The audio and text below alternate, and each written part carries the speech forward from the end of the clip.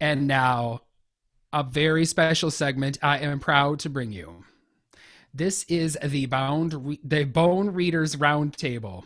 And today I am joined by Beth, I'm joined by Jaede, and I'm joined by Sarah. Welcome. Thank Thank you. you. So, I think I'm going to have all of you introduce yourselves and tell people who you are and some things about you. So, starting with you, Beth, why don't you tell people who you are and what flavor of paganism it is that you practice? Well, my name is Beth Zimmerman. I'm actually High Priestess for Guild of the Gods, an eclectic group of pagans where everybody just agrees to disagree where we do and celebrate our diversity. And Mm. to a large extent, that's kind of core to how I work. I always celebrate diversity in the world around me. I'm a well-researched eclectic pagan. So when I went back to school for my degree, I actually aimed for a degree in divinity, even though I was at Purdue University, and managed to learn about cultures all over the world. And that is more central to my practice than anything else I know how to put into words. And bone reading was a natural fit considering. Okay. Thank you, Beth. How about Absolutely. you, Jaede? I am Jaede Rousseau. I would consider myself an omniist, I'm not really sure how to say that, or an eclectic pagan. Um, I would also consider myself a shaman in training.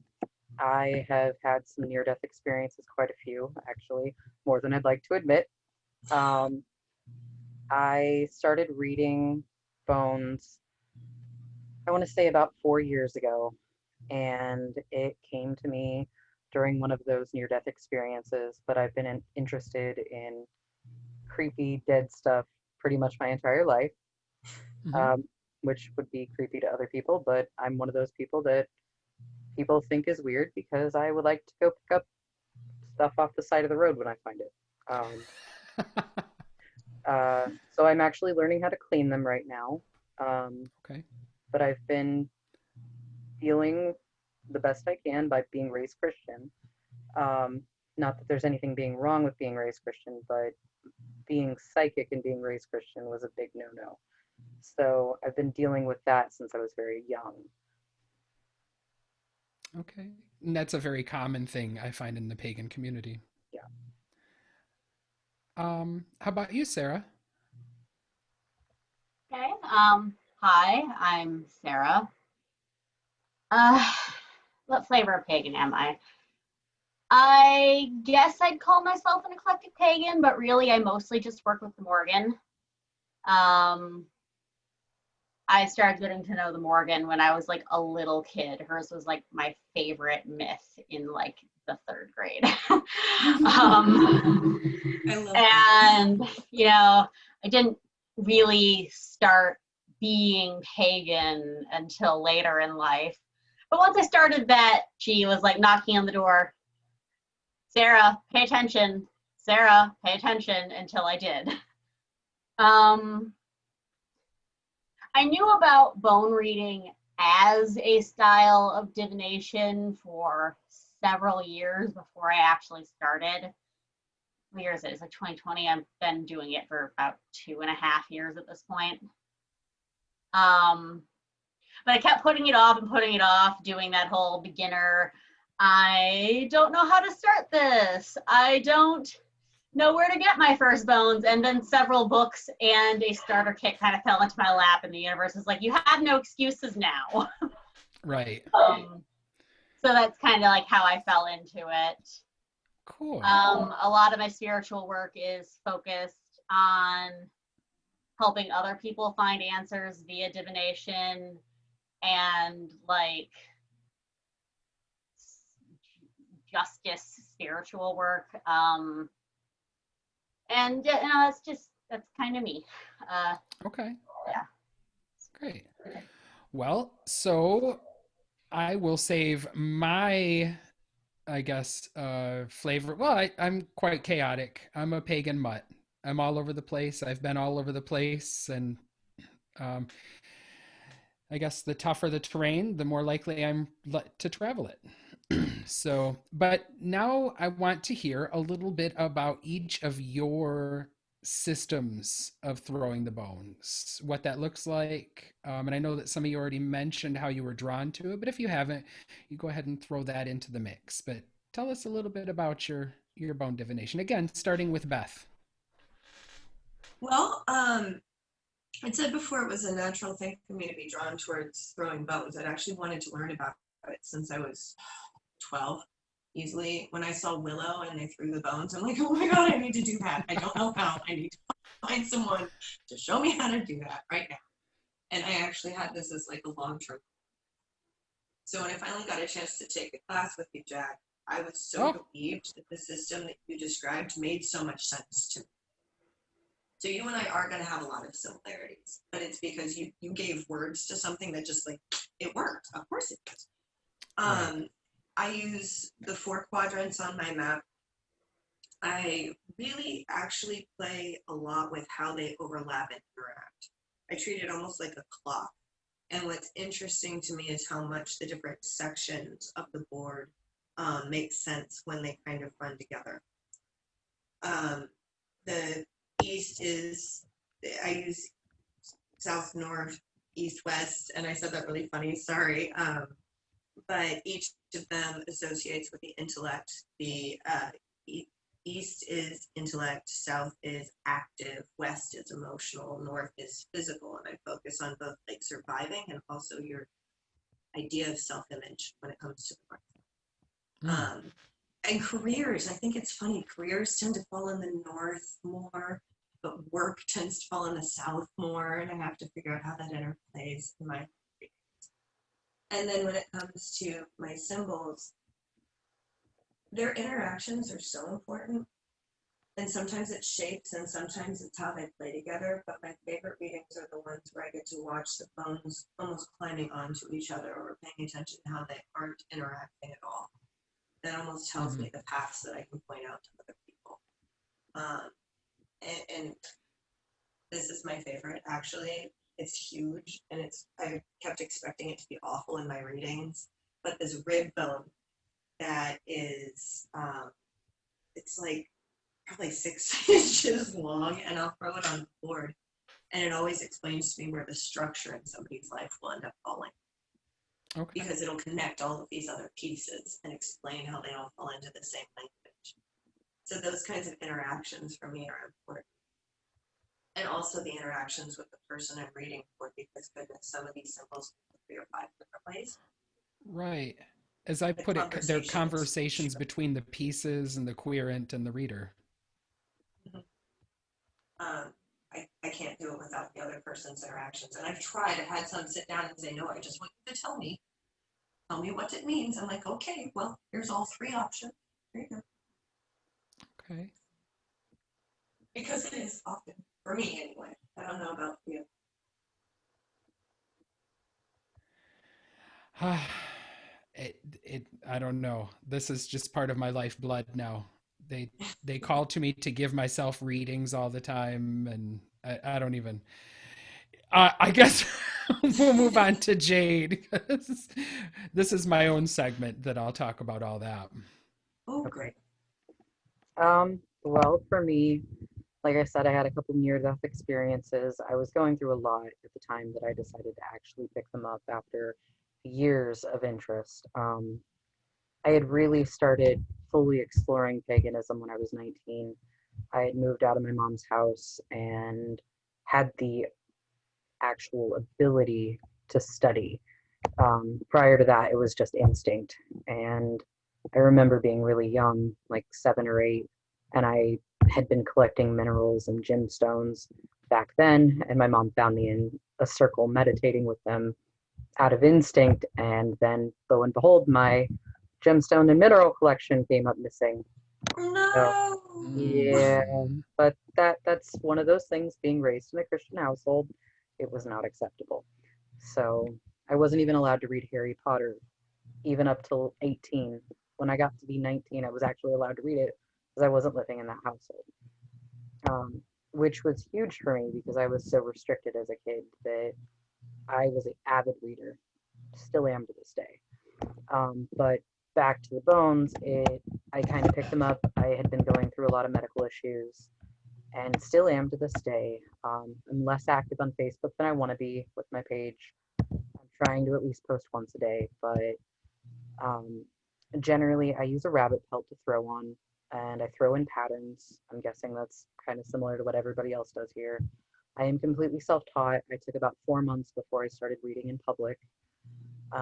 Started openly reading public on a First Fridays event in a very small, secluded town with a lot of different churchgoers, including the Mormon church, just right outside of Fort Wayne. And it was very well received, which was surprising to me. But most of the time, I just throw them onto the mat. Anything that exceeds the mat isn't read into the reading or is read an exception to the reading. And like you said, the pieces interacting, I've actually had one of my vertebrae pieces where another bone will go through it. And I think that's kind of funny because the vertebrae in my set is relationships. When I meditated with them, they all wanted to give me all kinds of different words and sentence structures that was what they meant for themselves. And I'm like, no, 1 or 2 words or I'm going to forget. I need you to, quietly lead me the right way. So that took a while for them to all kind of calm down and tell me what was going to be the best for them. But the relationship bone, a lot of the time, has other bones or trinkets go through it. And I think that's really cool because, like, one of the main things that goes through is present sense of self. So when those two interact like that, it's a relationship directly with the present sense of self. So especially when you've got trials right next to that, it's talking about a trial that you're having with yourself or something similar along that line. I also have a piece of quartz in my set that is the amplifier. So I use that directly to tell me where the biggest part of the reading, what I should be focusing on the most for the people to understand so that they can see where that is going to be and what they need to focus on in the reading. What I tell my clients when they come to the table, I tell them, this is what you need to know, not what you want to know. Don't ask me any questions. I don't want to hear anything about your life up front. I don't want any, feedback during the reading. I'm going to throw them. They're going to tell you what you need to know. And after that, feel free to converse with me. But I don't want to know anything about you up front because I don't want to give a reading that's biased on what you're telling me. Mm-hmm. I think I've only had one that didn't hit home to the lady. And I honestly believe it was just because she wasn't ready to accept what was being said, which happens, that's something that's happened. But another thing that Jack and I had talked about, and you guys had heard, I had just had a brain MRI 2 days ago. And the skull that I used in my set, it was a muskrat skull, had basically the skull cap had exploded off of the muskrat during my brain MRI, and it was left at home in its bag. So I found that kind of funny, but a lot of things that people don't realize about bones, because a lot of people see horror movies with bone throwers. That's all they see. They don't see what's really going on, but people don't know that you need to give them food and water like you would a pet. I personally give them incense, mine like Palo Santo, and I feed or water them with my moon water. But when something like that happens or you lose one, it's either them retiring or you need to replace it with something else. So I am getting ready to change out the skull, which was Change and Rebirth. And I think that's really cool with finding out the information that I just found out with the MRI, that change was the thing that left my set. But I've also been talking to my fiance recently about how I wanted to put my bigger skulls. I've got a coyote, I believe it's a beaver, and a raccoon, and I wanted to put them on my table with information about each animal and the conservation and their areas on the table with me, so I could give information in between readings to the people about this in my set. So something more ecological too. I definitely want to be giving something back to the community and to the wildlife that I'm interacting with. But I'm thinking at this point that they need to be a part of my readings And my set is blooded. It's a very personal set to me, which a lot of people don't use blood magic, as far as I know, or some people are against it. For me, though, it was a sacrifice to my set for sacrificing their life. So it was kind of an exchange for their life loss. Okay. So I think I'm going to actually put those skulls out there so that I can have them as a guide, and each of those will have different information depending on the one that the people pick. All right. Yeah. Well, thank you for sharing, Jaede. Cool. Sarah? All right.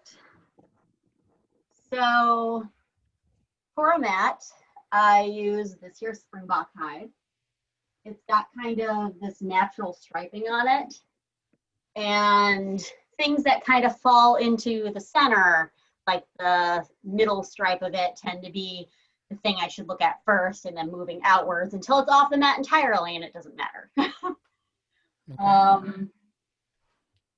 I also have these two skulls that I put one in front of me, fox skull, and one in front of the client, which is this old beat up coyote skull.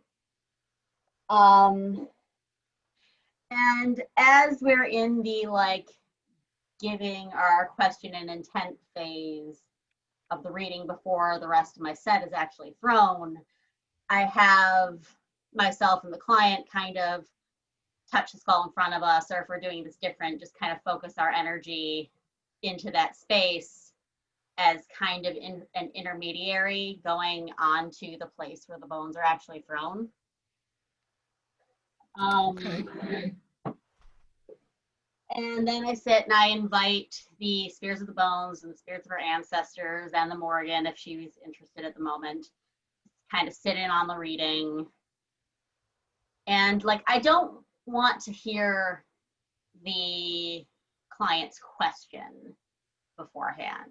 If they have a question, keep it silent, because I feel like hearing it before I describe what's out on the hide kind of taints my answers, or has the risk of doing that.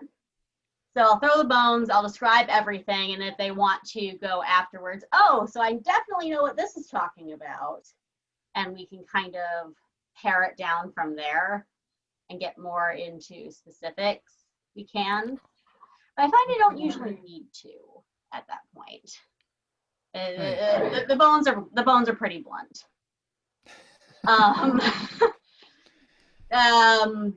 Going back to feeding and watering your bones, I also feed mine blood once in a while. Very rarely.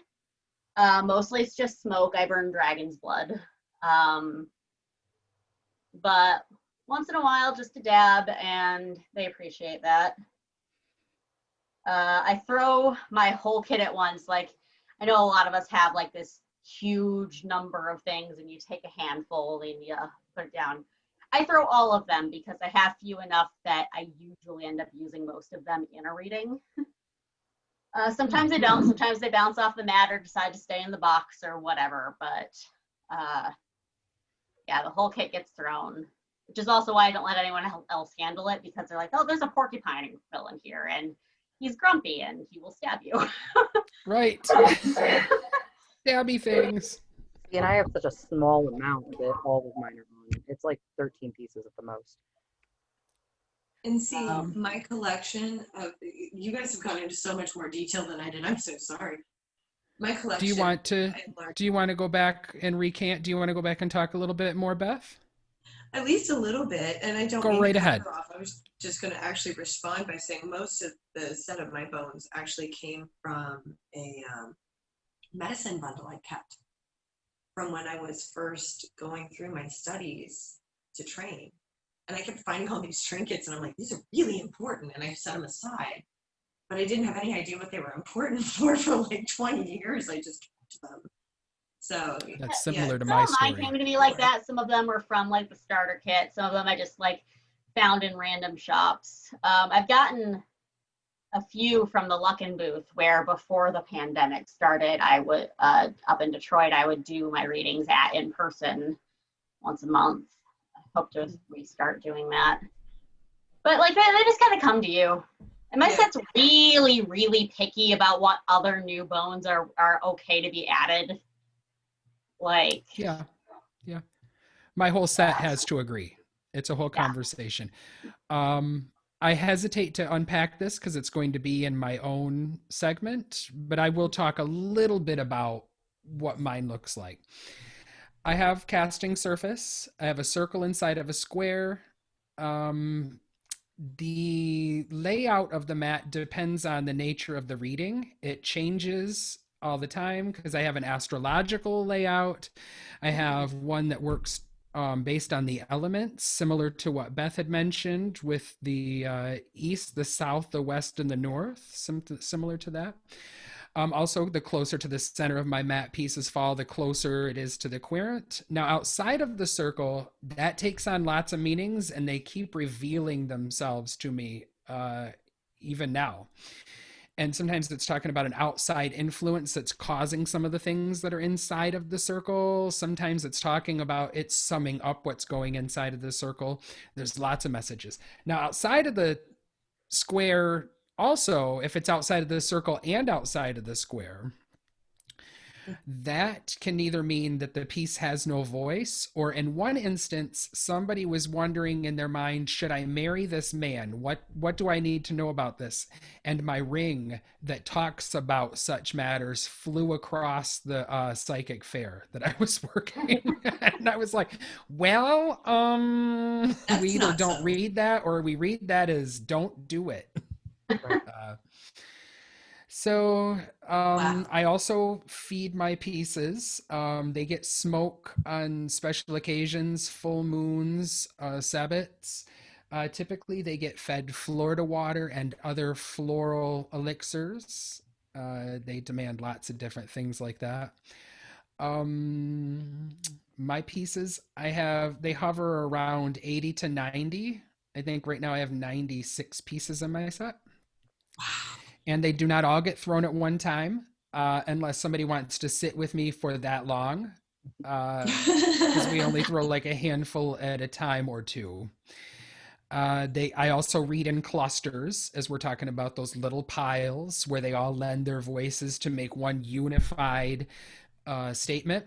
But that brings me to talk about the fact that when I notice that my bones are using like 6 or 7 different pieces to convey what should be otherwise a general or a simple phenomenon or message or piece of wisdom, I'll notice that, and it'll keep doing it like multiple ways, but it'll be the similar message, which tells me that now I'm calling out to the universe for a piece to simplify that so we can say that with one piece instead of 6 or 7.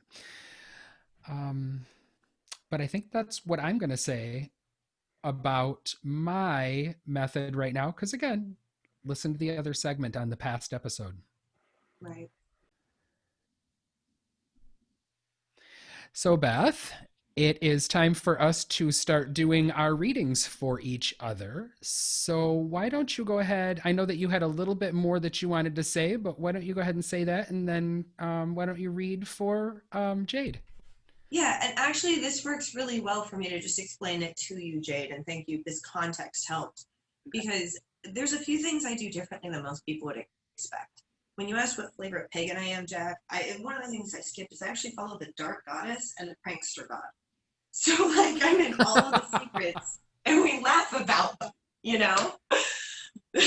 Like we go into all of the dreams and all of the depths, but I keep it lighthearted because frankly, if it's serious, if it's important, then it's too important to take serious. If you can't laugh at it, you'll never get through it. Right. Right. And so there's a lot, obviously, I'm fed a little bit, just a little. And my mentality, the way I handle things is a little bit more, well, colorful Yeah. and also casual than maybe other people do. I take care of my bones the way that a lot of people take care of a teddy bear. When I'm not using it, I put it on the shelf and I love at it from a distance. And then when I need them, I take them down and I play with them.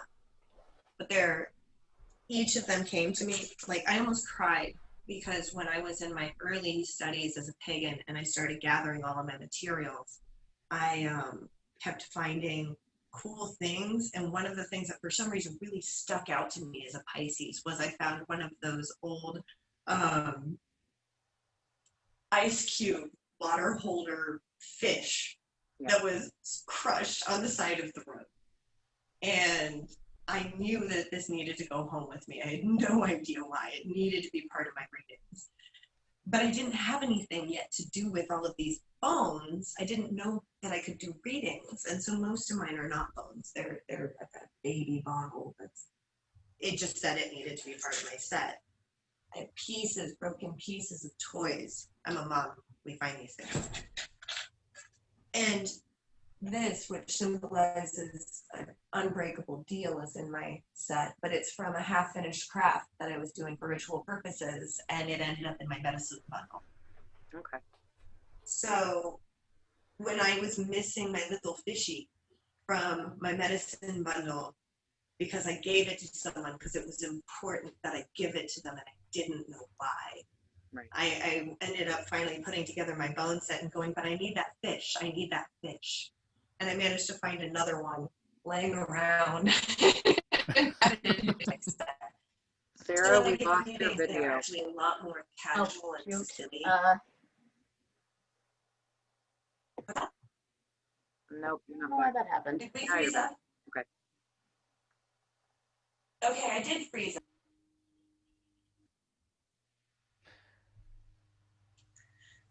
I left off a second ago with my screen breaking up a little bit. Those on audio might not have known this. But one of the things that's important in my readings is being able to relax and be silly.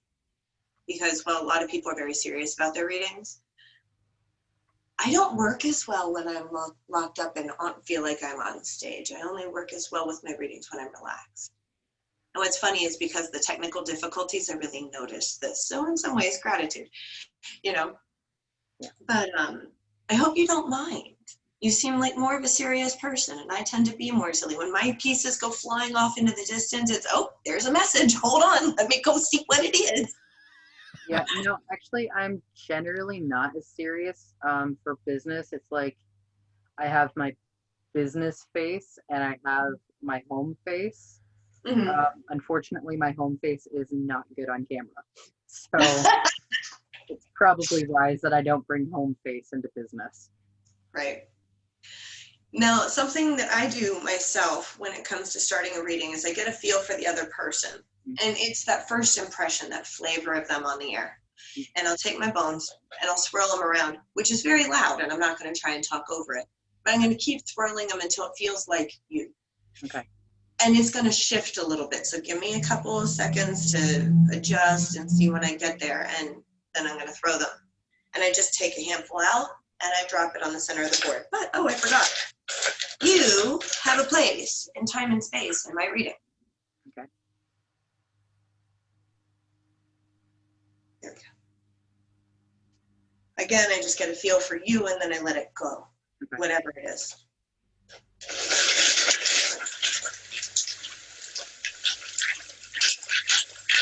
If you do have a specific something you'd like me to address, and I'm not sure if you want to on a recorded session or not, but if you do, keep it in mind while I'm giving this a swirl, and I'm going to try and match your vibe, whatever it might be. I'm just letting you do your thing.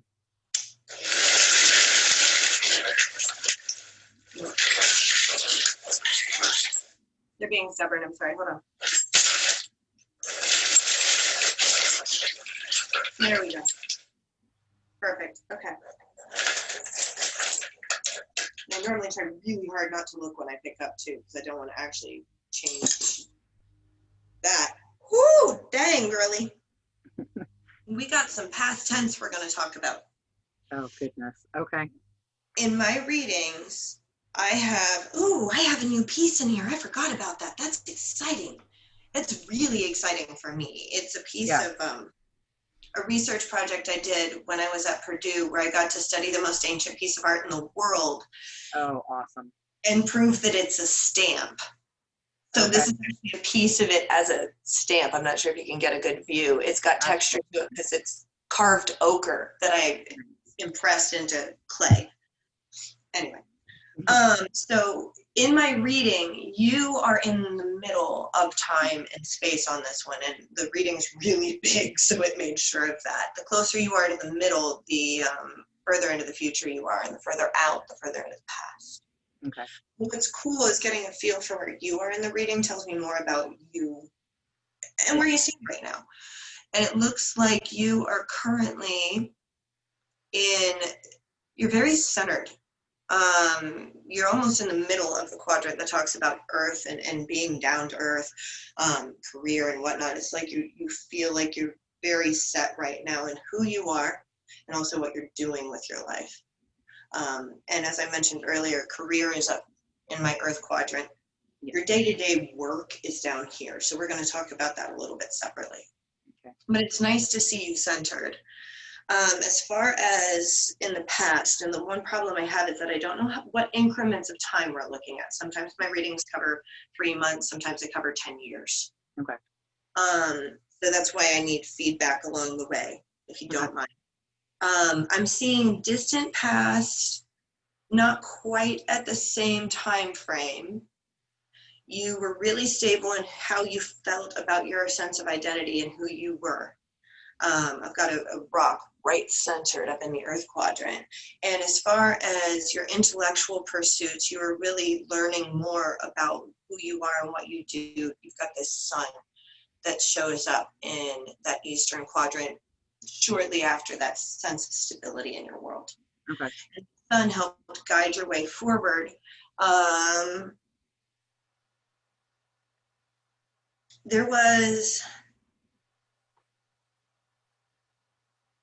I'm guessing it was schooling because it's closer to the quadrant that talks about action.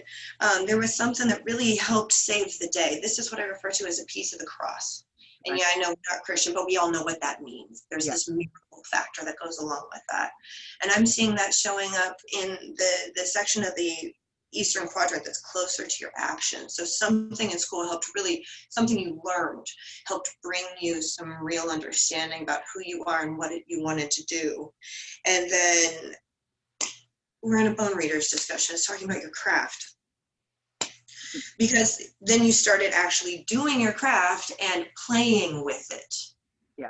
And once you started learning your trade and actually applying it, all of a sudden you end up with this moon blooming in your emotional world, and it starts leading you. And I've got a sun and a moon in my reading, so you can kind of see one is yellow and transparent and one is opaque and white, but they're almost a match set. Okay. And the moon rose for you as far as your emotional well-being was concerned. You felt more comfortable with what you were doing, and it finally became, here's my toe bone, more of a day-to-day life kind of thing, that you were emotionally comfortable with how you're living your life and very centered in that. As time went on, I was saying earlier how the rib bone normally shows up in my reading connecting other pieces, and for you, darling, it's not. It's just chilling. It's bridging the gap, though. And see, this is where my quadrants are really important. It's going from the earth quadrant that talks about your sense of self and being and doing, and it's reaching all the way through the intellect down towards that area of doing and action, right about the same time that there's a celebration that you're putting together. Okay. And this is all right around now, so I'm not sure what celebration it might be. Who knows? Maybe it's this round table. But you're connecting the dots in what you're doing, and you're starting to find your center more as far as like understanding what it is you're doing on the daily and making more sense of it. You've got that vertebra that's going to help. The last one was, of course, birthday candle. Forgive me, I didn't actually use my words very well then. But this celebration is bringing you stability, and you have work to do. I have a potato peeler that's in 2 pieces, and this represents the work you invest, whereas the top part of the potato peeler represents the thing you create. Okay. And it's important to me to have these 2 things separate, which I actually really enjoy. So you're going to have some work to do that's going to involve studies, but also implementation, and also working on yourself some, because you're going to have to use the lessons learned. This is a broken saber in my reading, and it's actually really cute. It looks like the tip of a sword. Nice. Yeah. My pieces are adorable. But that broken saber represents, in this case, the lessons that are learned from the battles that you've been through in the past.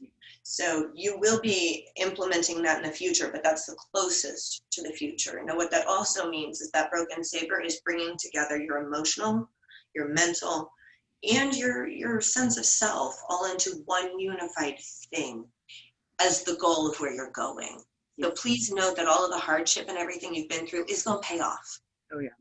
Just not right now. Give it a minute. But it's there. I see it. Well, as far as feedback goes, you actually hit some really key notes. The stuff about the identity.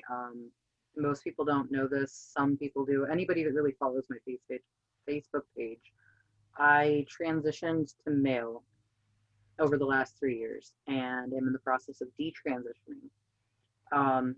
Realized that I'm agender. I didn't really believe that I'm anything. My fiance calls me his squiggle. So, so I am one of those, just, I don't really identify as anything on earth that could really be a label. Yeah. That's kind of one of those weird things there, but that past of feeling like my identity was secured, I needed to check a box. So identifying as male was the easiest box to check. Of course. And completely erase the trauma of the past prior. So that you could begin to recenter too. Yeah. But then I realized, you know what, this has done its job. It's exactly what I needed for me. So I do not regret going on HRT. I don't think that it wasn't a part of my journey, because a lot of people that detransition are like, oh, that's not what I wanted. It's just my trauma. And I'm like, you know what? It's my journey. And it did help me in the ways I needed it to. I'm not blaming anybody for that, and I'm not blaming myself. As far as the rest of it goes, the celebration that you're talking about, I just hit 300 likes on my Facebook page. Oh! So that was a really big deal for me. We're actually at 301 right now. So congratulations. Yeah, I am really happy about that. I'm hoping that I can start really growing. I actually had come in contact with Sarah Lamos from Psychics of Oregon City during a paranormal investigation, maybe last year or the year before, I don't remember exactly. And she was amazing. I got to go down to Bryan, Ohio and do a paranormal investigation there, and that was really, really cool. But the social networking has been key to a lot of the things I've been doing. So I've been having a lot of good things happening. But yeah, I do understand that there's a lot of work coming up. I had been going through a lot of depression when I was younger. So another big celebration that I had is just as in the last week. I'm 29, getting ready to hit 30 in March, and I had my first ever life goal hit me. And I'm just like, I want to buy a house in cash that is dual zone for commercial and residential, so I can have my business as well as my house all in one area. So anything that I'm making from my business that isn't going directly towards bills is going into a savings for a dual zone business, so I can have a brick and mortar. So that was an achievement, because I never even thought I'd make it to 30. So cool. Yeah. And that's what I'm seeing, where the moon came out and you finally hit your stride. And I also missed a bone. I was started to pick up, and I found this. It's where you're, it's just a leg bone, you know, but you finally hit your stride. It wasn't just that you allowed it to be normal, but you finally hit your stride too. I got rid of a lot of toxicity in my life, and I think that really helped. I realized that blood family isn't always the people that are the best for you. I just had this combo in my family like yesterday, right? I cut out the toxic people in my life, and as of the last 2 years of detoxing from that toxicity, Detoxing. I love that term. I'm going to use that term in the future, and it's all your fault. Please, go on. Read my posts. I just posted about this. It's on my actual page on my personal Facebook page. But cool. I equated it to the old medicine terms of when you get bit by a poisonous snake, the old medicine was to suck the toxin out of the blood. And, you know, I think that's a lot more metaphorical now, that when you have something toxic in your life, you really need to suck it completely out of your life. And for some Yeah, people, I need that post to share. Thank you. you're welcome. So yeah, that's kind of my story and the clarification on that. So you're right on. Thank you, Jaede. Thank you for sharing that.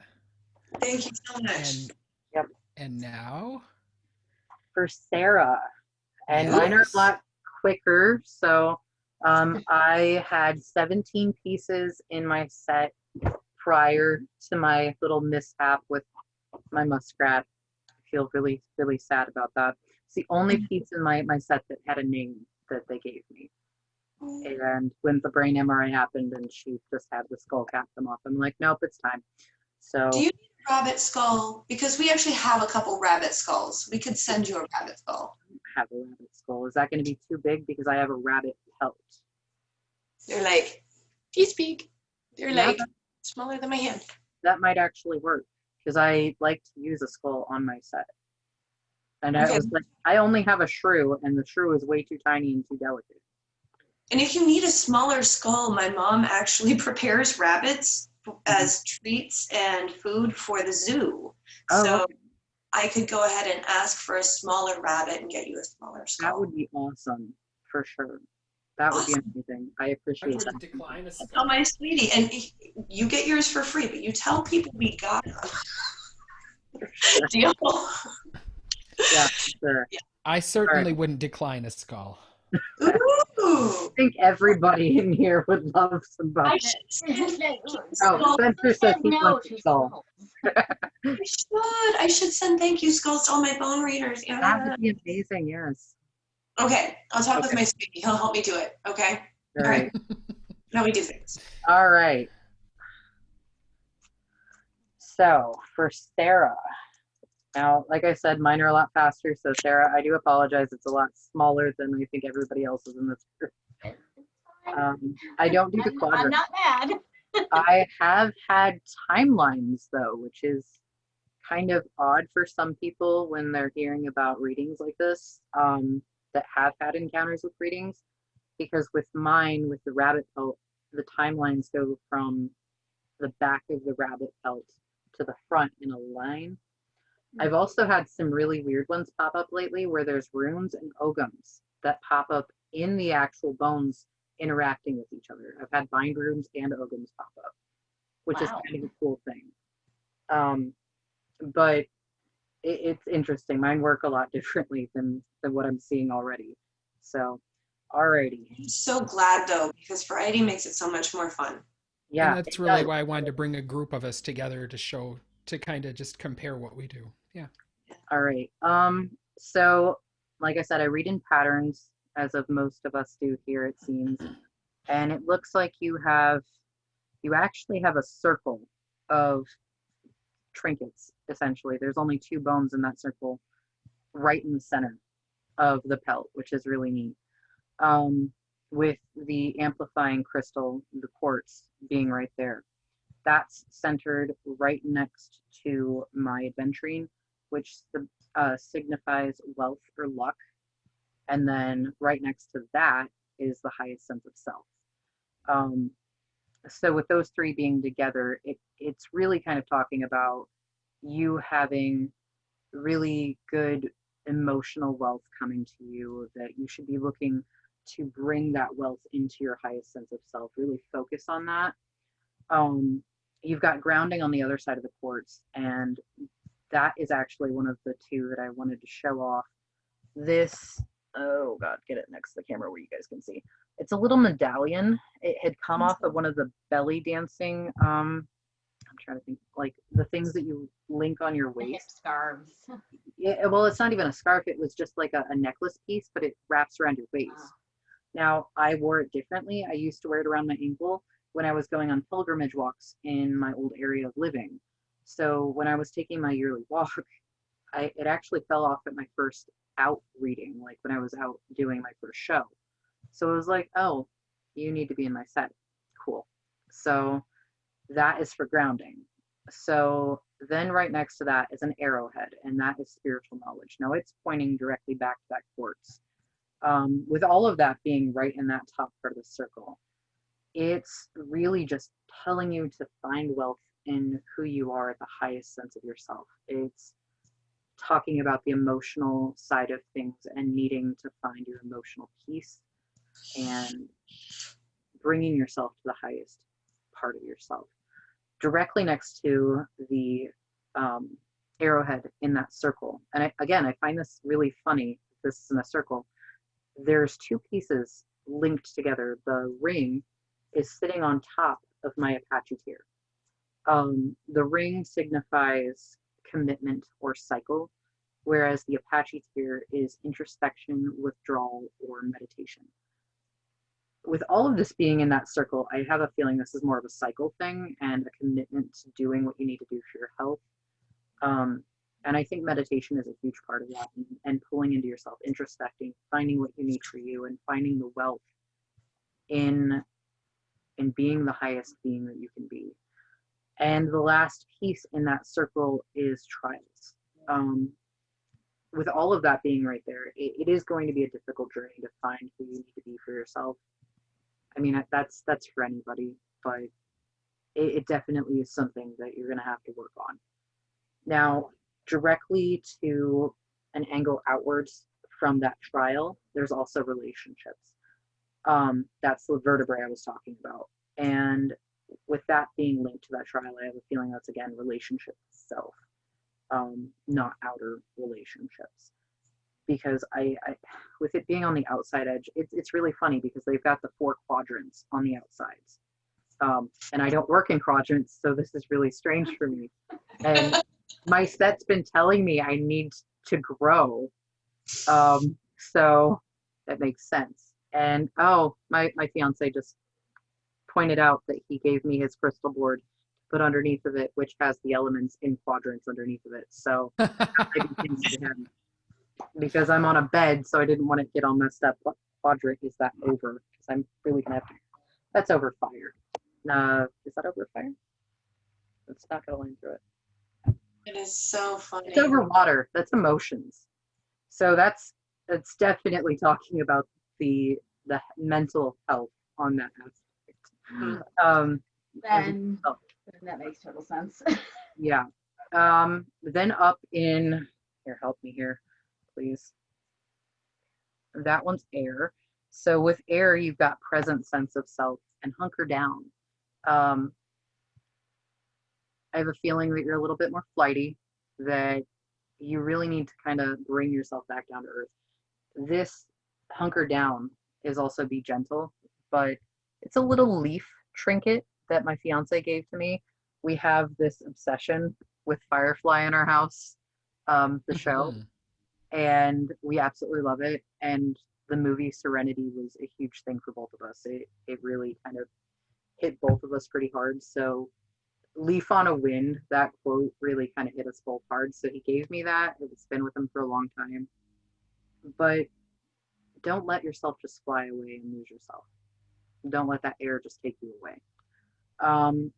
Then you've got my lynx claw, which is protection. And it's protecting that inner circle. It's protecting it from outside perspective. Don't let everybody else's influence and how they think of you change your perspective on who you are as a person. Just because somebody else doesn't like who you're becoming, if that's who you're meant to become, allow yourself to be the best person you can be for you, not for other people.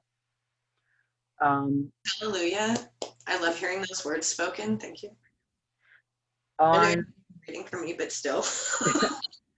a lot of, like I said, a lot of mine is more life information for what they need to know, not what they want to know necessarily. A lot of my times I have people walk away crying and I tell everybody I really should have tissues on my table, but I never do. So then on that is the other one without a line. Fire side. Fire has got boundaries on it, so that's passion.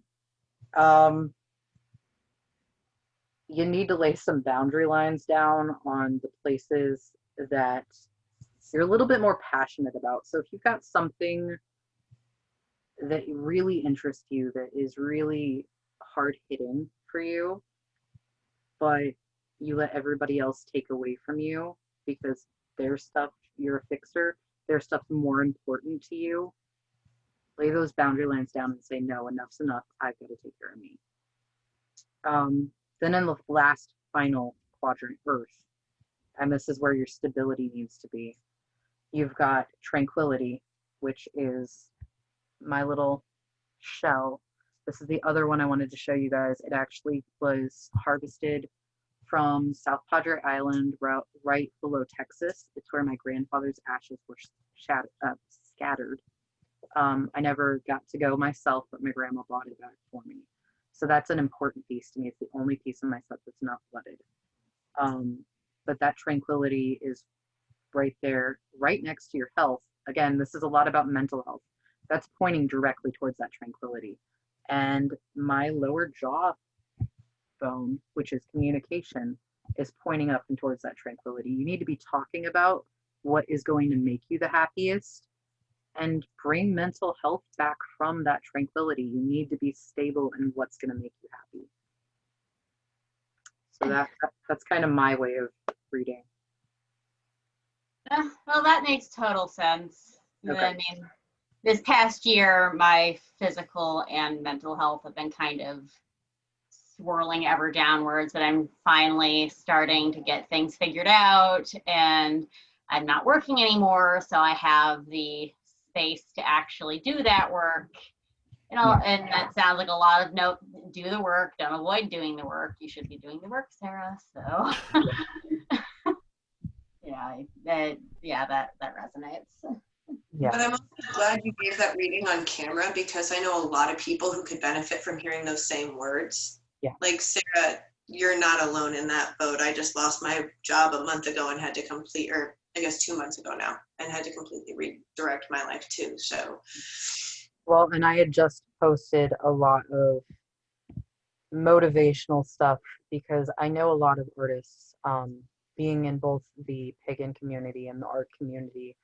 A lot of my friends have been really, ragging on themselves. I was told as a child that I would never make money making art. And I did the math. The last 2 shows that I did, I make anywhere from $12 to $26 an hour. And I straight up posted on my personal Facebook page, don't let anybody take your dreams away, because this is what you could be doing. Yeah. It's not worth being told that your passion isn't worth it. Yeah. So, yeah. Thank you for your words. You're welcome. All right. I think it's my turn. It is. Woohoo. Jack, it's bone reading. Yay. Jack, it's a bone reading. Yay. I won't be able to say I haven't had a bone reading anymore. And we all get to witness it. It's so exciting. Us. Amazing. And of course, they go running away before I can even scoop them up. They're like, no, we don't want to say anything. Too much build-up. You know what I find is really cool is the mentor is getting read by the mentee, which is really neat to me. It's exciting. Okay, well, I'm going to guess the acorn really doesn't want to be a part of this because it's under my chair and I can't get at it right now. Okay. All right, so I've got these here. So acorn went under your chair? Yeah. Okay. Look, I read everything, so. Like that one went rolling away. Baba Teddy has started calling me a reader of things. I love that term for you. I love it. Okay, so to start with, just take a breath or two, center yourself, and we can get going.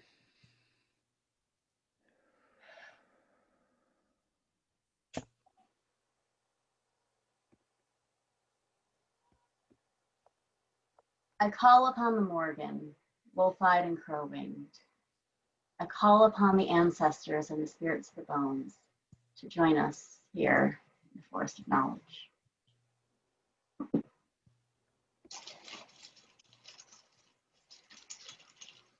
If you have a specific question, you can focus your intention on that. If you just want to hear what they have to say, that's fine too. Either way, I don't want to know.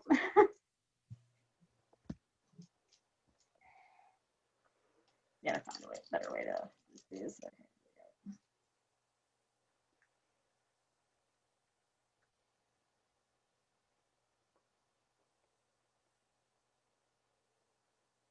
I am open and ready to receive.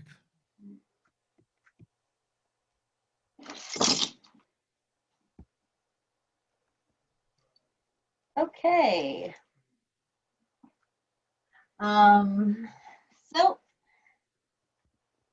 they are pretty spread out. I've got a couple of distinct groupings here though.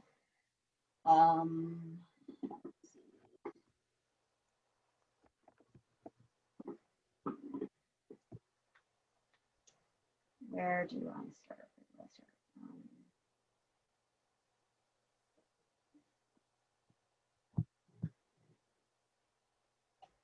I am going to start from, they're all kind of just centered, so I'm going to do them up in a line. I'm going to start from the right-hand side of my pelt here. We have this spiky little nut thing. The smaller of the two animal leg bones in my set.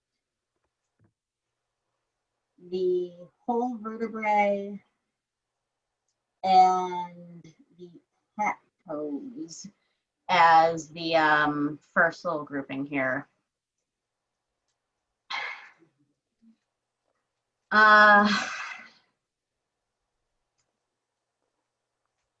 And the nut pod and the leg bone are like squished together, perpendicular to my vertebrae and the cat toe. So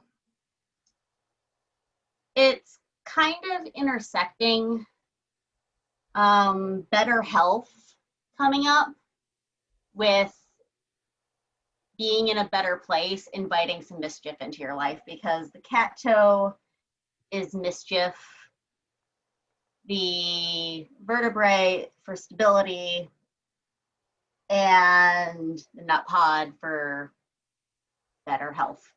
And that's just kind of off as its own grouping. It's not like connected to the rest of this. So it's just, I kind of take it as a commentary that if as your health is improving, watch out for like having people kind of poking in to be playing little pranks with you. Moving onwards, we have this kind of cool arcing motion going on where my larger leg bone, and I use the leg bones for kind of a combination of strides forward and just people. This little like shoulder blade piece. My lower jaw, which I dropped because of course I did. And this little chunk of antler are kind of in this arc formation, cradling the tuna vertebrae, porcupine quill, wolf tooth, and crowbone. And it's kind of this like arcing journey of taking on tasks. The shoulder blade is taking on burdens, taking things onto your shoulders. The jawbone is actually one I use to represent work. The antler chunk is learning and knowledge. And so it's like you're making all these strides in work, and your like professional career, but don't forget to take some time to just sit with your thoughts, to consider how you're moving forward with the that's what the tuna vertebrae is, and take some time for friends and family. That's my wolf tooth. And the porcupine quill, it's like light on one end and dark on the other, which kind of shows the directions. And it's usually a signifier of danger or warning. So because that is pointing from the end of this arc straight up to the how are you moving forward, is taking it as a warning to don't get too ahead of yourself too fast. There's no need to rush. Make sure you don't neglect your personal well-being for the sake of the grind. Mm-hmm.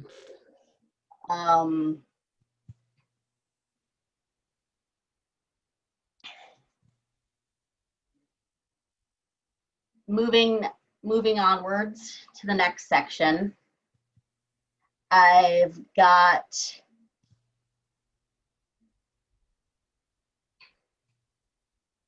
the skull cap, snake vertebrae, and the broken vertebrae, kind of cupped by this large seed pod leaf thing covering them. That connecting to what I was just talking about with the whole work personal life cycle is that you might want to try relying on like someone you care about or a loved one that'll keep a better eye out for how much you're stressing yourself than you do. Because seed pod is like a nurturing, caring bone. That's what that represents.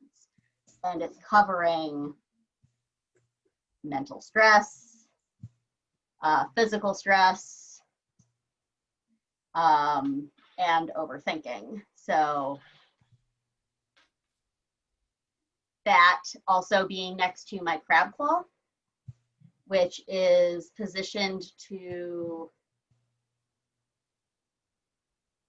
talk about wanting to be independent, is like have your independence and have your, you know, things you're doing, and that's fine.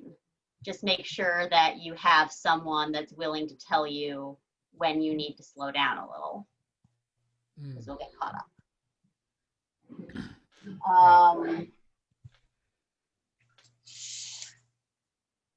Our next major chunk is going to be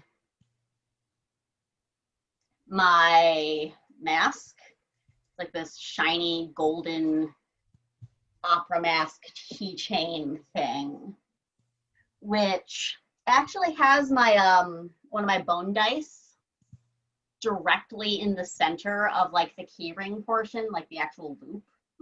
Mm-hmm. And the die has different meanings depending on what number is up. And it's 2, so that is the number for adventure.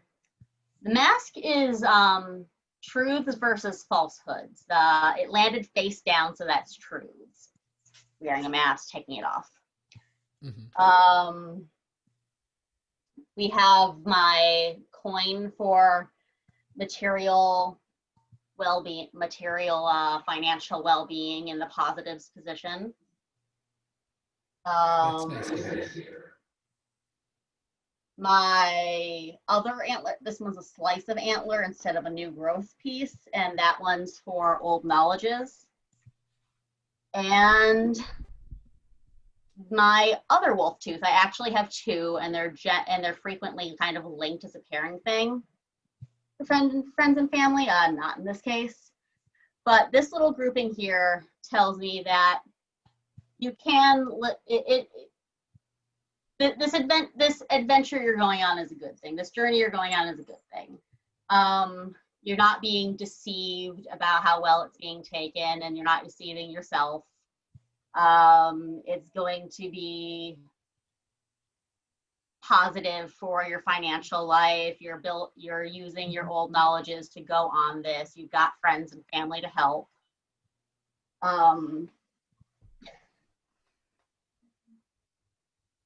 And coming off of that grouping, we have my bone for relationships. It's like this little, I don't know, like hip bone thing. My piece for closed versus open doors in the open position. And my chunk of coral for community. So coming off of this bit talking about adventures is that working on this is going to, you know, open further doors into the community. You can meet new people, you can learn new things, keeping an open mind. And yeah, so that is everything that's laid out. I had a handful of pieces that did not make it into the reading. Like my acorn that escaped under the chair, and my little eyeball here, which just kind of fell off the mat. Imagine that.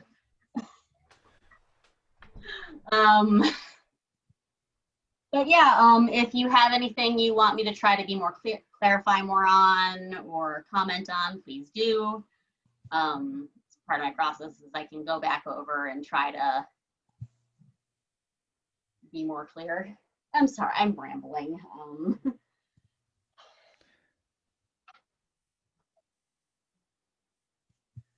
Oh, thank you so much for Sarah. Let's see. Healing is going on. It's been a constant thing since I fell down the stairs two winter solstices ago. That was pretty, quite the challenge in my life. So that's the healing piece. The mischief, I do need some mischief. That's not a lie. And as far as like learning and career and all of that stuff, with COVID hitting and me pretty much sheltering in place, having left twice in the last 6 months. Wow. Right. I've had to rework things because, well, for one thing, normally in October, I will have done, by the end of October, I will have done between 150 and 200 bone readings. And this year I've done one so far, and well, you know, we're a third of the way through the month. So there we are. So this podcast and me trying to figure out an online niche is kind of me adapting and trying to figure out what I need to do, because bone readings are slow virtually for me. So there we are. Thank you, Sarah. Beth, are you ready? I don't know, but yeah. My life has been really messy for the last 2 years. I apologize in advance. That's okay. I'll try to make sure that the bones are nice, but you've seen them. They call people out. I know, that's why I'm nervous. Right. I should have did this random so there wasn't a victim. I'll if you want, I'll censor. No, it's not necessarily that. And I warn people, and anybody who's been to one of my classes knows, because I will actually let my volunteers know they're going to call you out in front of all of these people. Are you sure is it worth a free reading? Honestly, I'll go ahead and give you a real answer and also accidentally insert a plug if that's okay. I've been doing a free online weekly class called How to Happy, because all of us kind of need that right now. It's one of the main things I do as a priestess for the different people who come to me for help and advice, is I help them happy so that life doesn't have to suck as much. That's awesome. Right, because I mean, also a good religious path should make you feel better. that's kind of the whole point of finding a good religious path in a lot of respects. So I really focus on a holistic approach to it. And the problem is that every week when I teach this How to Happy class, I get to run through the curriculum first. And so I keep getting thrown downstairs to learn my lessons each week so I can bring it to the world. And I've been doing Dear Diary weekly sessions by accident because I wanted to. So honey, my shit's already out on the clothesline. We're fine. All right. Well, and in my piece, in my bone readings, besides throwing the bones out on the mat, we also have what I call a self piece, which identifies, it represents the querent in the reading. And normally in person, they draw that out of a separate basket, out of a random assortment of stone beads that have holes drilled in them so they can be wire wrapped or whatever the person wants to do with them. But always the shoe in Monopoly, if that helps. What's that? I'm always the shoe in Monopoly, if that helps. Well, I have your piece here. It kind of looks like a chiclet. Ooh, I'm peeking. A little bit. You guys all get to see me up close and personal. Ooh. So it is, what I normally do is I have the querent put their breath onto it. They cup it between their hands and they put their breath on it. And then I have them throw this out at the beginning of the reading. My adaptation for distance, for doing it this way over Zoom or other platforms, is I will put my breath on it. And while I'm doing that, you say your name out loud. But first, let's call in our ancestors and helping spirits. Call in our ancestors, our helping spirits, our guides, and all those who have our greatest and highest good in mind to be with us, to sit with us, to bring forth any messages that need to be heard. And we ask that they lend their wisdom in interpreting any messages that come through.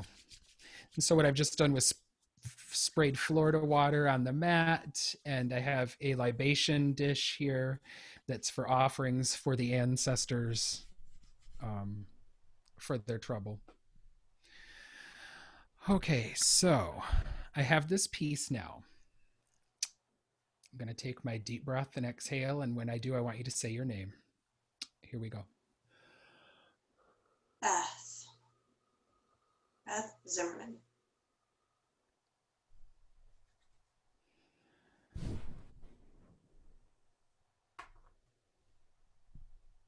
Okay, your piece landed in the house of earth. And in the house of earth, we're talking about the physical body, finance, property, material possessions. This is action. This is this kind of place. This is what this says is that right now in your life, there's an overall arcing theme with these energies flowing through. And this continuously is manifesting in different facets of your life. So we're seeing this earth energy, earth energy, earth energy, earth energy, earth energy, bing, and it's just showing up in all different sort of ways. So now, having said that, on my mat, you will be represented basically in two spots. You'll be represented in the center in the mat and the piece that I just threw out that represents you. And I would also like to point out that I'm looking at it closer, and it is very much in the cusp region, which is the borderline between two houses on my mat. And the cusp that it's on is the cusp between the house of earth and the house of air. In the house of air, we're talking about communication, intelligence. It's the place of the mind. And this is, on my wheel anyways, this is where the energies, situations, and relationships newly coming into your life will frequently first show up. So again, when we're on the cusp, we're going to see a blending of those energies working in tandem. It's predominantly earth energy that's popping up in your house, but we've also got this air energy showing up too, as sort of an accent. Let's feed the pieces because they're saying I didn't do it, and I'm going to take their word for it. I warned you I've had a lot of crazy going on, right? They might just need some extra food for this one.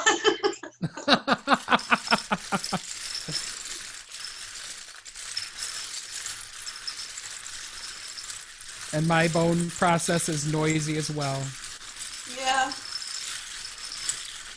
I do Yeah. want to say you were right about where I'm at in my life right now. I'm beginning to understand a point of stability, and I don't know that I've ever felt so stable, but it's taking a lot of learning to get comfortable here. So Yes. it makes sense. Okay. And that's just the beginning. Sometimes when people sit with me, they wonder if that's the reading. No. No.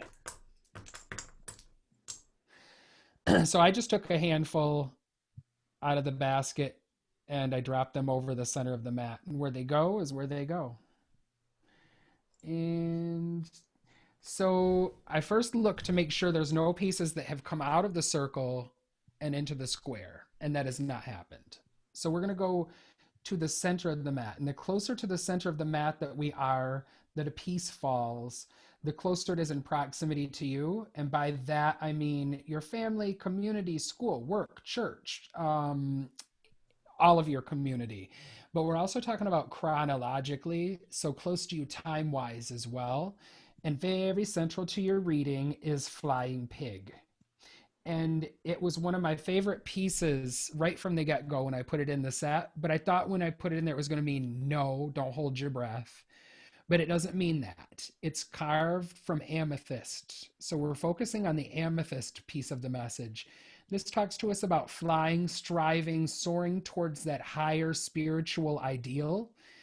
And many times, what this is talking about is that we have been introduced to some new spiritual philosophies or concepts, or we are remembering how beneficial one of these practices was in our past, and we're being called to reintroduce it into our present. Yeah. And that's very central to the reading. So from there, what I'm going to do is I'm going to move into the house of air and I'm going to move my way around the mat clockwise from that place. And in the house of air, communication, intelligence, it's the place of the mind. It's that place where the new energy situations and relationships coming into your life will frequently first show up. And we have a little cluster here, a two-piece cluster. We have deer bone on top of fluorite. It's creating a nice little ramp. So the deer bone talks to us about the need for gentle energy. And sometimes this is talking to us about the reminder to have gentle energy with ourselves when we have this negative internal voice that berates us in this. It's talking to us about to remember to show ourselves the same love, compassion, and understanding that we would expect out of anyone else. Having said that, we are in the house of air. So frequently in that respect, it's talking to you about remembering to be gentle with your words when talking to someone else. And I see why. Under the deer bone is fluorite. Fluorite talks to us about intentional deceit. This is not a misunderstanding. This is not a miscommunication. This is an intentional misleading or reframing of words or a conversation or trying to nudge you into seeing something differently and being kind of sneaky about doing it. A standard prankster technique. That's kind of Yep. funny. Okay. Yep.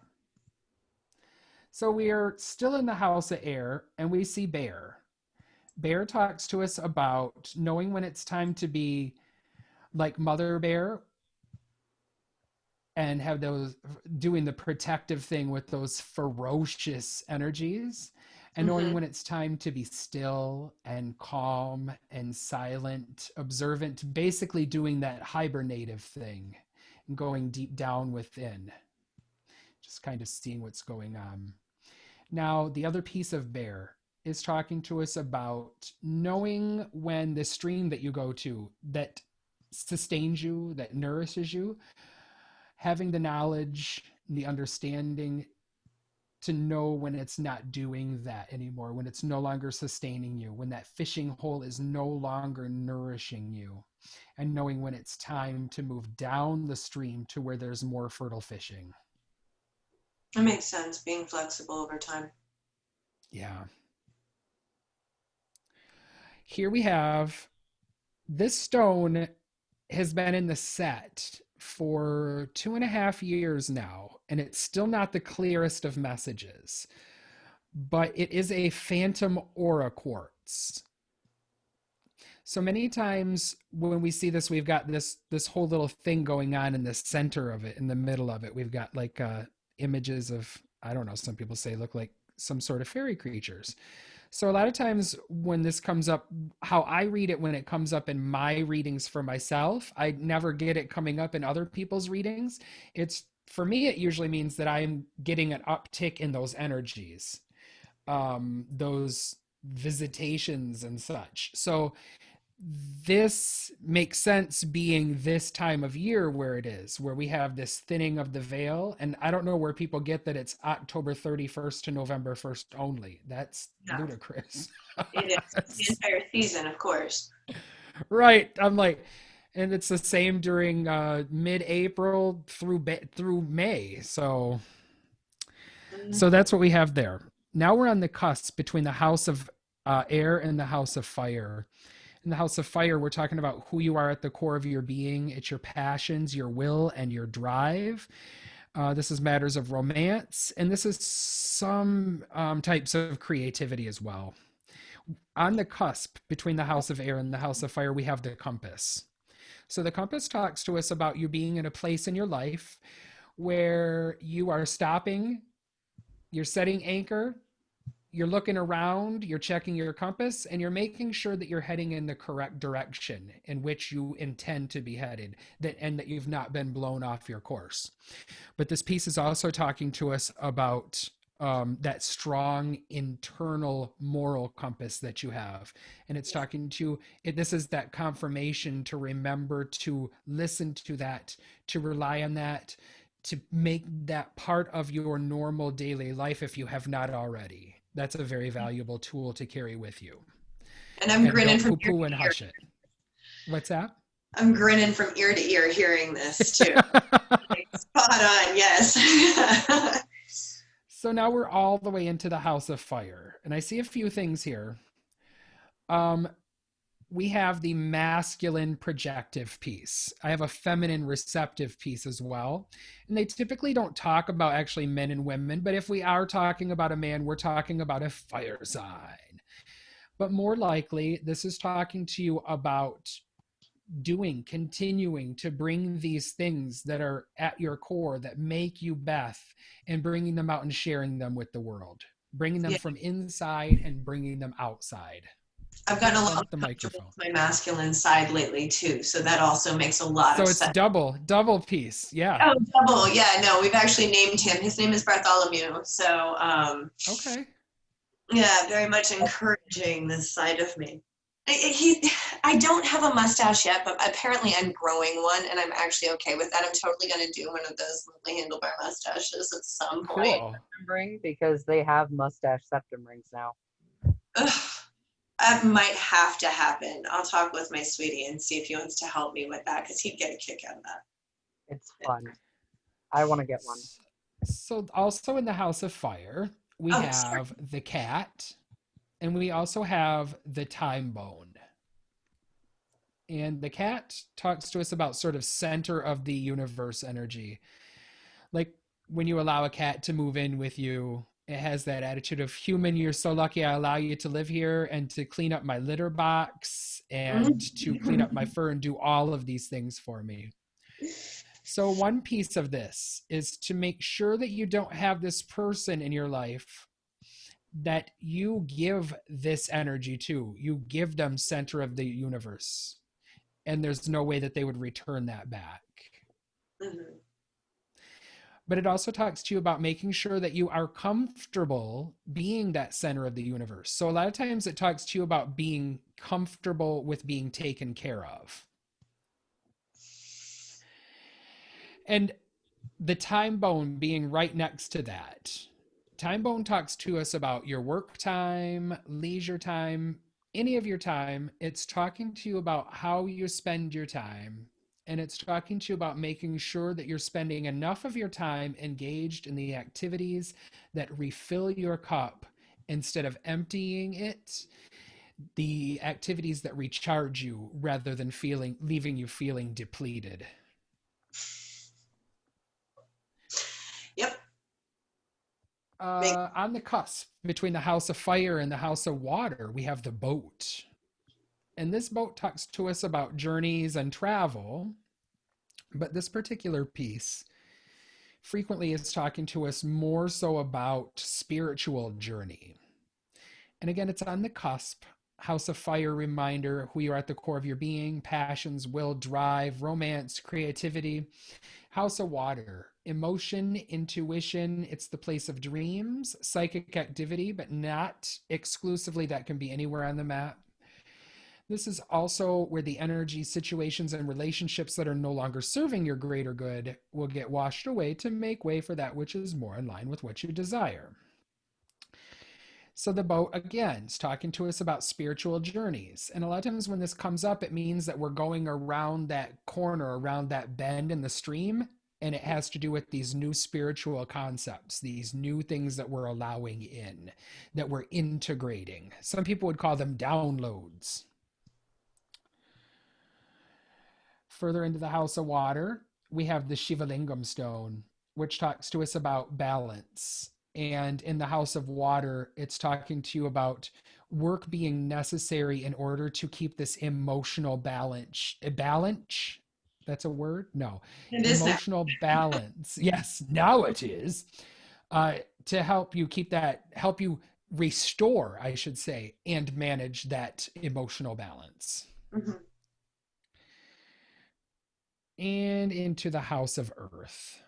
House of Earth, physical body, finance, property, matters of material possessions. We have Rabbit. Rabbit talks to us about predatory fears. Oh, I'm going to have to explain a phenomenon here. I'll finish saying this and I'll tell you what the phenomenon is. Okay. Rabbit talks to us about predatory fears, as it is the food for many of the critters of the forest. It doesn't allow itself to dwell in that energy, though. It doesn't stay in that headspace. Rabbit does what rabbit does, and that's invade gardens and procreate and all of this. You're so polite about it. Right, right. I'm trying to keep it, clean. So now hold on, though. We can stay in that place. We can stay in this place of fear if we make that choice. But we are better served and better working towards this other connotation that rabbit holds in other cultures, and that's being magical and lucky.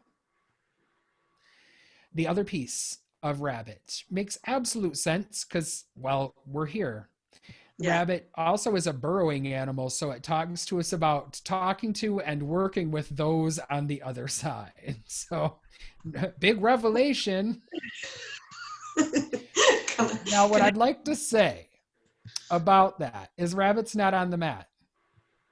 Really?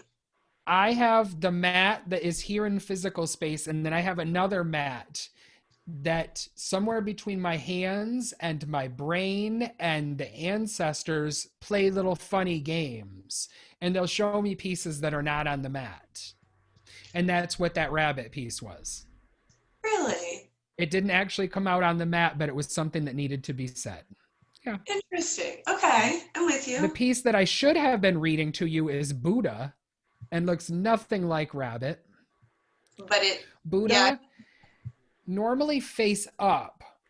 Buddha talks to us about remembering that when we come to that fork in the road where we can either cause someone suffering or we can help remove someone's suffering, either through our action or inaction. It's the reminder of compassion. It's the reminder to give the hug when you would rather kick them in the shin. Yes. Now, having said that, some time ago, Buddha revealed his nature to be, if he is face down, we're getting cautionary tale about this person who thinks that you're the doormat. You're giving too much leeway. Oh my God, I love you. Quit letting them walk over you. And there we are. Actually, Now, no, what's that? rabbit combined with that is Yeah, actually really funny, and it's that I stopped letting them walk all over me. perfect. I really wanted feedback on that, and you nailed it. Thank you. Yep. I Yep. feel better. Yep. Yeah. And then the final piece that I see in your mat or on your reading, am I correct? Yes, I think it's the last piece. Last piece in your reading is headless snake. Snake, it is a cobra, has lost his head. It's a stone carving, refuses to leave the set. So who am I? I'm not going to argue with you. I object. Um, so Snake talks to us about endings and beginnings, death and rebirth. And it talks to us about the shedding of the skin. And the skin being old ways of thinking, feeling, believing, acting, responding. Sometimes it's relationships, and it can even be physical possessions. But you are at a point in time where it's time to take stock, take inventory of all of these things in your life, and let go of that which is hanging from you like dead skin. Wow. And that is what I have on my mat for you. Thank you. Your feedback actually on that reading, it goes straight into the whole describe what you've been up to thing that we were going to do at the end of this. So if you don't mind, I'm going to segue naturally by just giving you your feedback. Absolutely. So, yeah, go ahead and give me Yeah. my feedback and then tell everybody what you've been up to and how they can keep in touch with you online. Go ahead, Beth. Thank you. This is all the same thing. You just described very nicely, by the way, bravo. Of course you did. I was laid off from my job in engineering 2 months ago. And I've been working in electrical design on and off for a long time. I have 13 years of experience in the field, which, by the way, 13 years of field experience speaks volumes to me. And if that's where it stays, it's a good number. Right. I was very nervous to go from an engineering world where everybody is, it's very set in its ways. Always, there are certain ways the world will always work, and some of it's very much the Republican ideal, and I do not adhere to the Republican ideal. I believe that the world is supposed to change over time, and it's supposed to be different over time. And I have been lucky to stay active as a priestess with the Guild of the Gods. If y'all want to look it up, we're based out of Lafayette, Indiana, as I mentioned. Well, we were based out of Lafayette. Now we have a second location in Indianapolis, and I'm hoping one of my students will be contacting me soon about starting one on the East Coast. And I'm trying to put together ordination classes because the Guild is set up to welcome everyone on their own terms. I was actually just going to ask you how to become a priestess. I've got to get my ordination classes going. Give me a hot minute. I'm going to set them up. There's going to be weekly updates where I will set up a Patreon for that purpose. Okay.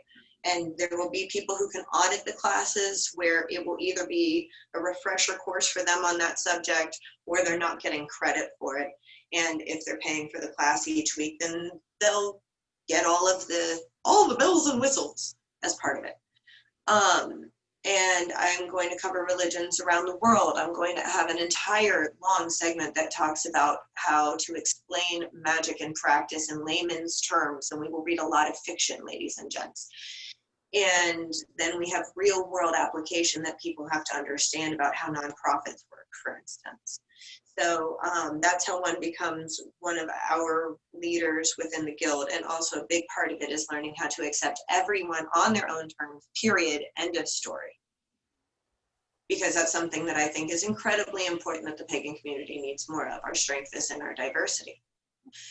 So with that said, I've also been working not only as a priestess where I do study sessions once a week, with somebody, anybody, or bi-weekly. I've also started recently offering counseling and therapy for those who need it, because damn it, we need more pagan-centered therapists in this world who can really help. Right.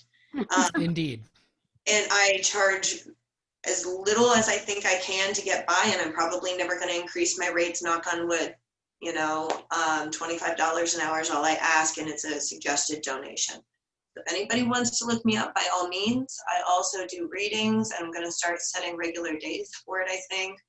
And I would love to be able to give more bone readings and past life readings. And I do tarot as well.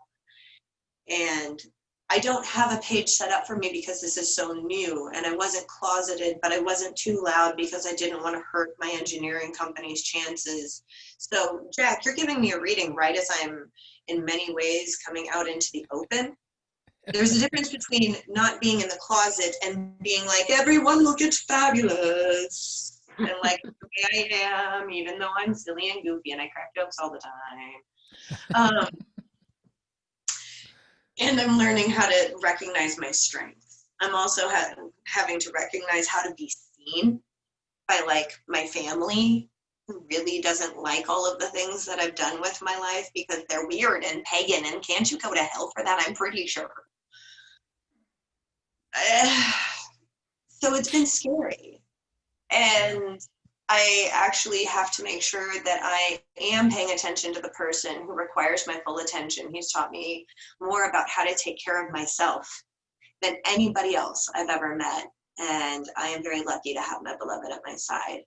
So taking care of him and his need for it to be the center of my world is helping me to actually put in the self-care I need while I'm still following the compass that's in my soul, showing me where my passions need to lead me. But I do have to stay flexible because I am running regular guild events and study sessions and counseling and classwork, and I need to do the ordination, and I've got all of these things going on simultaneously, so it's a lot. And I'm temporarily a little overwhelmed, but it's all working. So if anybody wants to look me up, check me out on Facebook. I am actually one of those crazy people who has decided to do it all under my real name, all under one account. So you will find my art, because I actually go by eccentric. I have 15 different things I do with my art. I have 2 books of fairy tales out there. I have a book of pagan devotionals out there for all of our hard days. And if anybody needs something to help with your hard days, look up Study Sessions with Beth. I read through it myself. It turns out I'm really good with words and I help myself on my bad days. Don't ask me to actually remember this advice on my bad days. But that's never how it works. You never remember your own advice. I know, isn't it awful? I'll never take it. That's my problem. Right. And if I can offer any advice to any of us out there who are already in the clergy to one extent or another, don't forget to put your words down there. Don't forget to create your videos, because they do help us when we replay them. Okay. I got to rewatch. Thank you so much, Beth. Yeah, my pleasure. Thank you. Thank you. And thank Jaede? you. You're reading. Oh, definitely. My pleasure. I want to do this again. So. Yes. Amazing. Where can we find you, Jaede? Well, I run River of Bones. You can find it on Facebook. Just put it in the search bar, River of Bones. I do a little bit of everything. Bone readings is my main thing that I am working on right now. I do mostly shows when I can find them. I think we may have froze, actually. It looks like we froze. Nope, we're still going. Okay.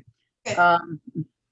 And I do mostly the shows when I can get to them. This year's been kind of hard because I'm in medical issues.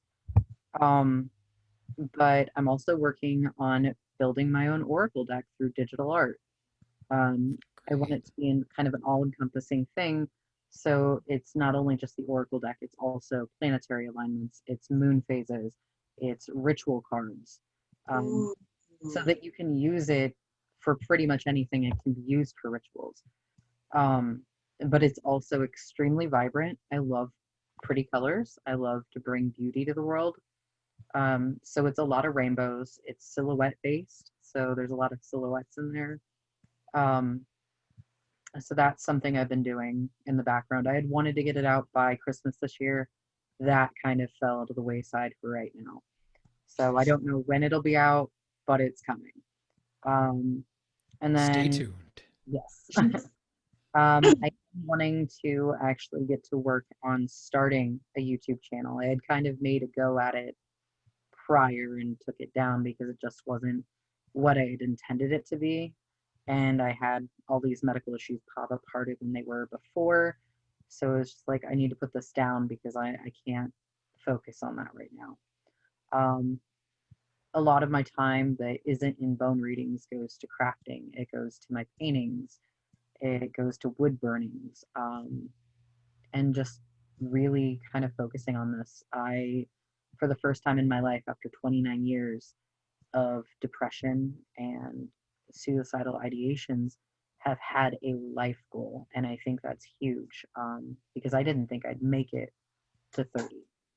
And for the first time in my life, I looked at Spencer, which is my fiance, and I said, I want to buy a dual zoned commercial residential house so I can have a brick and mortar store. And I can be right there at any time. So, Right. but I want to pay for it in cash because I don't want to be in debt. So everything from River of Bones that it isn't paying my bills is going directly into savings so that I can pay for that in cash. So, River of Bones, is that both your where people can contact you for bone readings and My art. to look at your art? Yep. Yeah, that is Okay, all cool. encompassed. And I also have the phone number on there. It does go directly to my personal phone. So I will get texts at that number. It is the number that's on all of the business cards I hand out. The email that's on there, I don't use as often, but I've realized that people don't really email the email anymore. So it seems to be kind of redundant to even have that. But yeah, so you can get a hold of me on River Bones on Facebook and the phone number at any time. I will respond when I'm not sleeping. Great. Thank you, Jaede. You're welcome. Sarah? Okay. Well, you can get a hold of me on my business's Facebook page, Liminal Fox Bone Throwing. That's liminal, like between two spaces. And what I'm up to? Well, I had to stop working at my job because of COVID-19 because I'm immunocompromised and I worked in a pharmacy. Ugh. Yeah, that was a great intersection, right? So I've had more time to work on, my other things. So I do my bone throwing. I'm learning how to weave, and I'm hoping that I can also learn to incorporate some spell work into the weaving at some point once I'm more experienced doing it. That's exciting. That would be really cool, That sounds amazing. especially if you do like some not magic and that. Yeah, like I know it's a tradition. It's just not something I know a lot about right now. I look forward to hearing But that's why we learn. Yeah. I mean, it's intuition based. Sometimes makes the best magic. Yep. And I'm also looking to start writing a book, sort of. Still mostly in the planning stages. About fox spirits around the world. Because, in modern America, like a lot of people know a decent amount about the Japanese ones, the kitsune. But foxes, and therefore myths about foxes, exist on every continent except Antarctica. So Right. I kind of want to put together a kind of combo, like little non-fictional informational about each one, and also kind of a modernized, adapted version fiction short story to go with each informational section I have about a various fox myths. I have a student who would benefit from that right now. Let me know when you have it done. Because Do you need any art for that? let me know. Will do. Look at the networking. I love this. I called us the Great Lakes bone diviners earlier. Ooh, I love it. Yes. So I want to thank you for joining me today. And I hope that you'll come back either together or singly, individually, as you introduce new projects. And Oh, thank you. Yes, please. I'd this be was happy fun. to. This Amazing. was fun. Again, thank you so very much. Thank you, Jack. It was such a You're pleasure getting welcome. and share the readings too. That was amazing. It was Thanks. really fun. Oh, Thank you. it was a blessing to be with you.